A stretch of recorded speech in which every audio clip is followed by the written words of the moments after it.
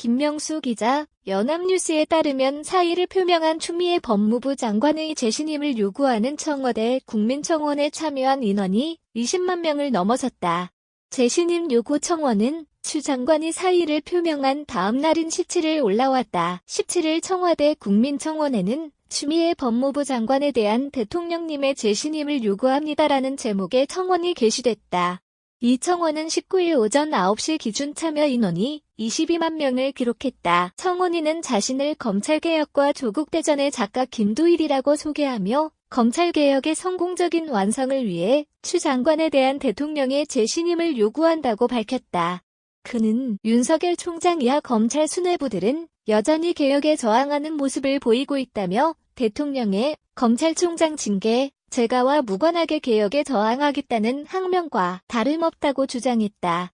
이어 검찰개혁의 공든 탑이 무너질 수도 있는 위험한 상황이라며 검찰 쿠데타를 주도한 윤 총장 등이 심판을 받는 과정까지 추 장관이 자신의 직무를 충분하게 확실하게 처리할 수 있도록 해달라고 요청했다. 한편 같은 시간 윤 총장의 징계를 철회해달라는 국민청원은 26만 명을, 윤 총장을 엄중 처벌해달라는 국민청원은 27만 명을 넘어섰다. 청와대는 20만 명 이상의 동의를 얻은 청원에 담당 비서관이나 부차장, 차관 등을 통해 공식 답변을 하고 있다. 이하 청와대 국민청원 내용 전문. 안녕하세요. 문재인 대통령님, 저는 검찰개혁과 조국대전 작가 김도일입니다. 제가 오늘 청원 드리려는 내용은 현 정부의 주요 개혁과제인 검찰개혁의 성공적인 완성을 위해 추미애 현 법무부 장관에 대한 대통령님의 재신임을 요구하는 내용입니다. 1. 검찰개혁은 문재인 대통령님이 후보자 시절 공약해서 현 정부에서 중점적으로 추진해온 개혁과제 중 하나입니다. 전 세계 유례가 없는 수사권과 기소권을 독점하는 검찰은 70년 동안 권력을 남용하는 모습을 보였고 그 과정에서 스스로를 법 위에 올려놓고 군림하는 모습을 보이고 있습니다. 법 앞에 모든 국민은 평등하다는 헌법을 무시한 대한민국 검찰은 과거 노무현 정부 시절부터 현 정부에 이르기까지 합법적이고 민주적인 통제를 받도록 하기 위해 입법화, 제도개혁, 검찰 조직 내부에서의 자발적인 변화를 이끌어내기 위해 노력하는 모습을 보여왔고 저는 그 노력에 경의를 표합니다. 2. 특히 2020년 12월 15일 제61회 국무회의를 통해 대통령님께서 언급하신 권력기관 개혁 제도화의 완성은 그동안 대통령님을 포함한 정부 여당의 노력이 결실을 본 것이라 생각합니다. 바로 공수처법 개혁안, 경찰법, 국정원법의 입법화를 통해 각각의 권력기관들이 상호 견제와 균형을 통해 민주적 통제에 따를 수 있는 중요한 기틀을 마련한 것이라고 생각합니다. 3.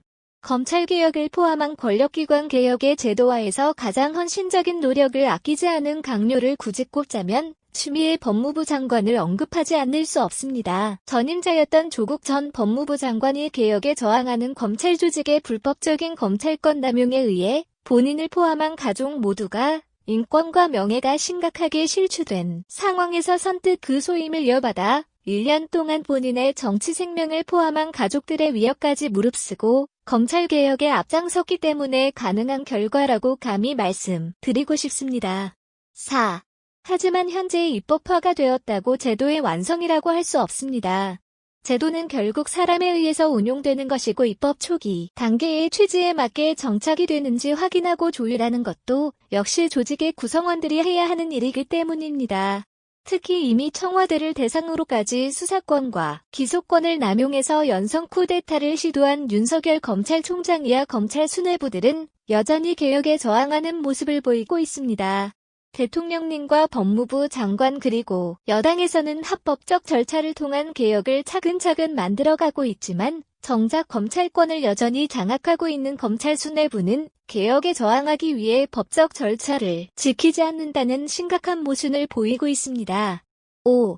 12월 16일 윤석열 총장에 대한 검사 징계위원회의 징계는 정직 2개월이라는 처분이 내려졌지만 저들은 여전히 인정하지 않고 법의 허점을 찾아 자신들의 징계를 무력화시키고 나아가 검찰개혁에 저항하려는 시도를 계속하겠다고 천명하고 있습니다.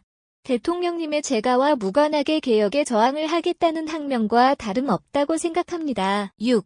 이런 상황에서 이론상으로만 존재했던 검찰총장에 대한 감찰과 징계위원회 회부 그리고 정직 2개월이라는 중징계의 결과를 대한민국 헌정사 최초로 만들어낸 추미애 법무부 장관이 그 결과에 대한 정무적 책임의 판단을 지겠다는 생각으로 자신의 장관의 직무를 사퇴하는 것은 대단히 위험천만한 일입니다.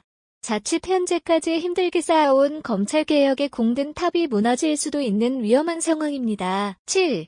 때문에 문재인 대통령님께서는 추미애 장관의 정무적 판단에 의한 사퇴 의사를 만류해 주시고 반려해 주시고 나아가 재신임의 모습을 분명하게 해주실 것을 요청드립니다. 검찰개혁 시즌2에 해당하는 공수처의 확실한 출범과 검찰 쿠데타를 주도한 윤석열 검찰총장을 비롯한 검찰 주류 세력들이 자신들의 비위나 불법 행위에 대한 심판을 받는 과정까지 추미애 장관이 자신의 직무를 충분하게 확실하게 처리할 수 있도록 재신임해주세요. 8. 대한민국의 권력은 국민에게 있다는 것을 저희 국민들이 확인할 수 있도록 검찰개혁이 완성되기를 기대하고 또 응원합니다. 대통령님의 건강을 특히 기원합니다. 2020년 12월 17일